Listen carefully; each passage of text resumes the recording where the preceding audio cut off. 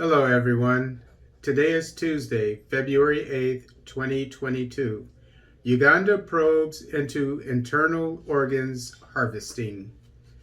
This article is taken from The Observer. A joint team of investigators from various security agencies and immigration is probing the increasing claims of illegal harvesting of internal organs of Ugandan domestic workers.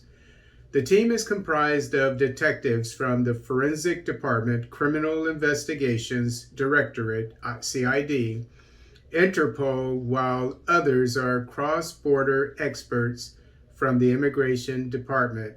It is reported that there are 4 cases of unlawful organ transplantations involving 4 Ugandan women whose organs were removed when they went to offer domestic services in Saudi Arabia and Oman. And this is in just one country, 4 people from one country, Uganda, and from people that we know about. What about kids?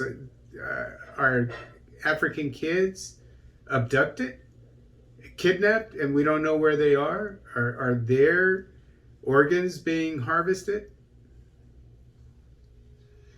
2 of the women, including Millsy Namasi, lost their lives after their kidneys were removed. Namasi was contracted to work in Saudi Arabia. Okay, so this is the Near East where this stuff is going on. But was trafficked to Egypt from where her kidneys were allegedly removed.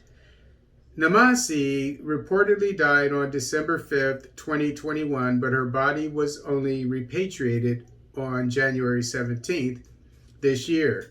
Although police have not released the post-mortem report, family members claim that a pathologist at Mulago Morgue revealed that Namasi's 2 kidneys were missing and her private parts had been cut off. Agnes Igoye, the Deputy Coordinator, Anti-Human Trafficking Department, says they were forced to come out to ensure an investigation is done after learning that Judith Nkintu was a fortnight ago brought back with a missing kidney. Nkintu is reportedly receiving treatment under the watch of relatives and covert security as they fear that the culprits who orchestrated her organ removal could kill her. Igoye says people going abroad for domestic work are a key target for an organ transplant, that is to the Near East, from what I've been hearing for the past few years. As regards organ removal, it involves doctors.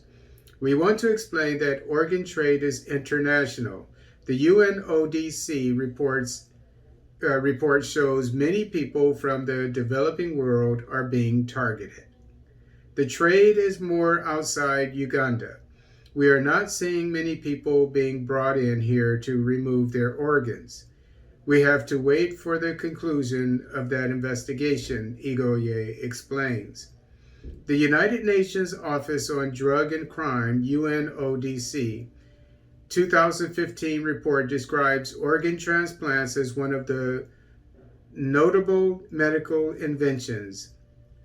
The history of organ transplants stretches way back to the 1950s when a successful transplant exercise was done.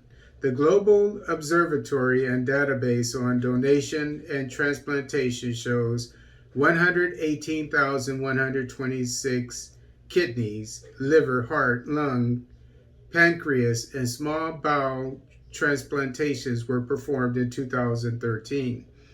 The data indicates that the biggest number of transplants, about 79,000, were kidneys, while 25,000 were for livers. CID spokesperson Charles Twinney says they cannot conclude whether the victims' organs were removed before a comprehensive postmortem analysis or medical examination for living victims. Citing an example of Namasi's incident, Twinney said the investigations are complicated and they need time since the alleged crimes were committed in different jurisdictions. Namasi was allegedly murdered in Egypt. She had gone for labor. For us, our investigations are very methodical and procedural. It is a complex investigation considering the alleged death or murder took place in a different jurisdiction. It took place in Egypt, Twine said.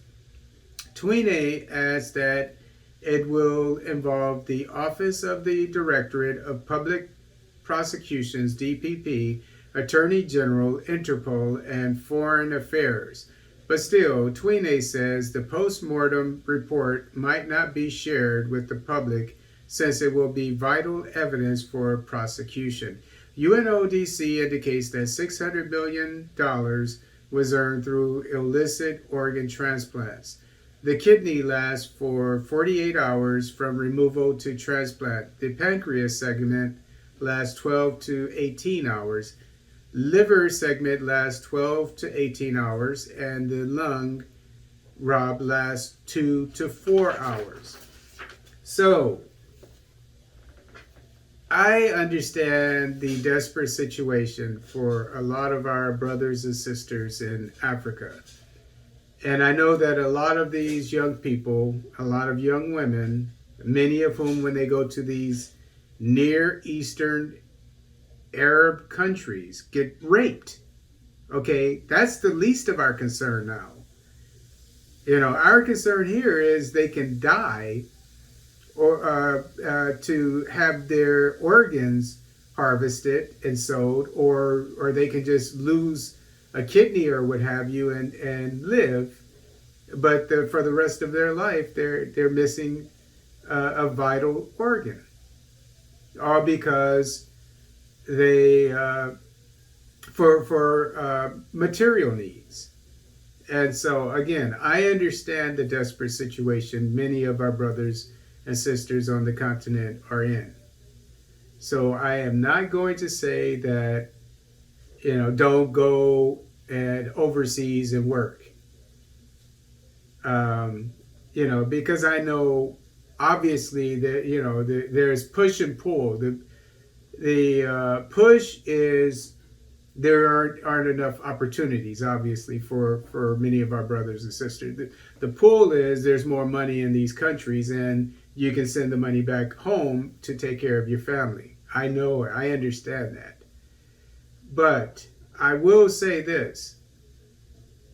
Once you leave Africa and you go to these Arab nations, basically, you are on your own. There's nothing we can really do for you. The government is doing the best it can.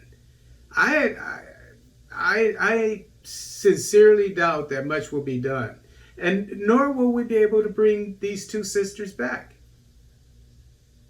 You know, and this is just what we know about. What about all the sisters, young ladies that go there and get raped?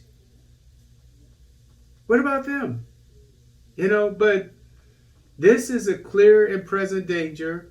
So once you leave Africa and go to the Near East, you are on your own.